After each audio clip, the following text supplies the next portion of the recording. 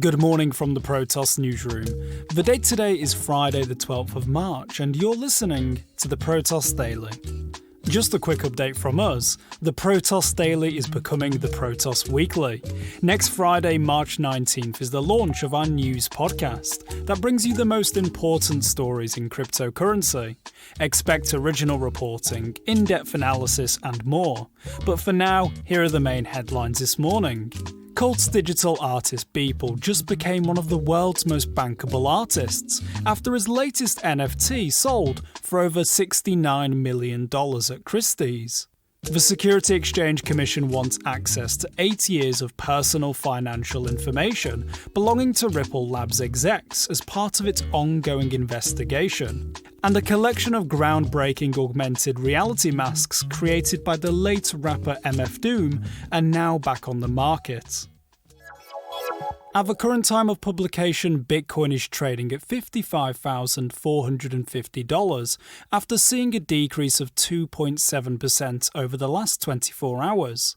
The best performing top 20 cryptocurrency stands with Luna, boasting an 11.9% increase, while Aave and Binance Coin are performing the worst, down 10% and 16% respectively. And now I'm going to pass it on to Jamie Lowe, who's going to be reading you today's news. Crypto art lord Beeple just became one of the world's top 3 most bankable living artists after his latest NFT masterwork sold for over $69 million at Christie's. But the records don't stop there. Beeple's piece also sold for more than nearly every Old Masters artwork ever auctioned. This includes pieces by Raphael and Rubens, whose masterpiece Lot and His Daughters set a Christie's auction record for Old Masters when it sold for $63.74 million, adjusted for inflation. In fact, the only Old Masters pieces Beeple didn't top were painted by Botticelli, Rembrandt and Da Vinci. Let that sink in. Given the amount of money people are willing to throw at digital artists these days, to miss out on an original by the daddy of them all would be a real choker. So spare a thought for Tron founder and crypto entrepreneur Justin Sun, who missed out on this occasion by a mere $250,000. Sun was obviously a little frustrated that he didn't get to spend $70 million on a bunch of colourful pixels, and took to Twitter to point out that if blockchain technology has been used, there may have been a more transparent and equal way to bid. He even offered Christie's some help with incorporating it. What a hustler.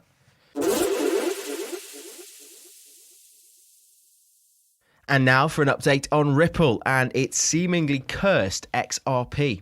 It's been revealed that the SEC is looking to get its hands on personal finance information belonging to Ripple Labs co-founder Chris Larsen and chief exec Brad Garlinghouse. In a move that the pair are calling an inappropriate overreach, subpoenas were sent to 6 banks requesting 8 years' worth of information.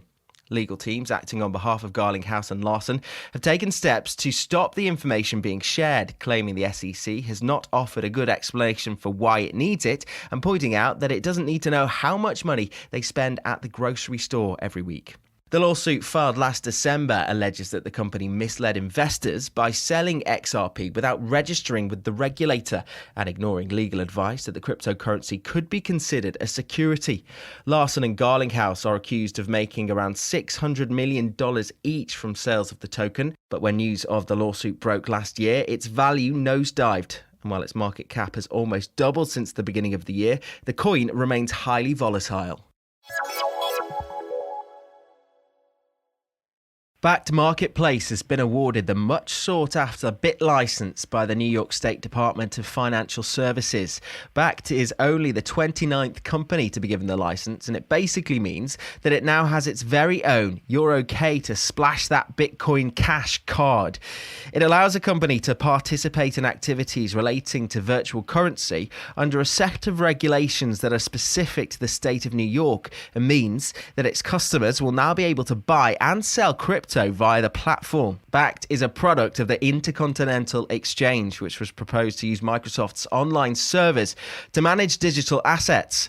Bakkt only became a public traded company last month under the name Bakkt Holdings after merging with VPC Impact Acquisition Holdings. Plans in Bakkt's roadmap include the creation of a payments app that will allow users to shop using cryptocurrency at outlets such as Starbucks, but so far no other trading partners have been announced. So at the very least, people in New York will soon be able to buy an overpriced coffee with a bit of Bitcoin.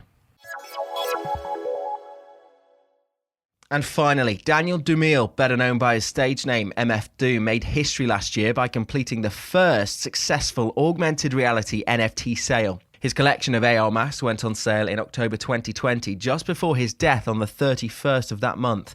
And now some of the collection is back on sale, including a black sludge mask, which was left on the digital shelf the first time round. In total, 7 signed masks are up for grabs in the Illustspace AR marketplace, with bidding set to close later today at 10 p.m. Pacific Standard Time.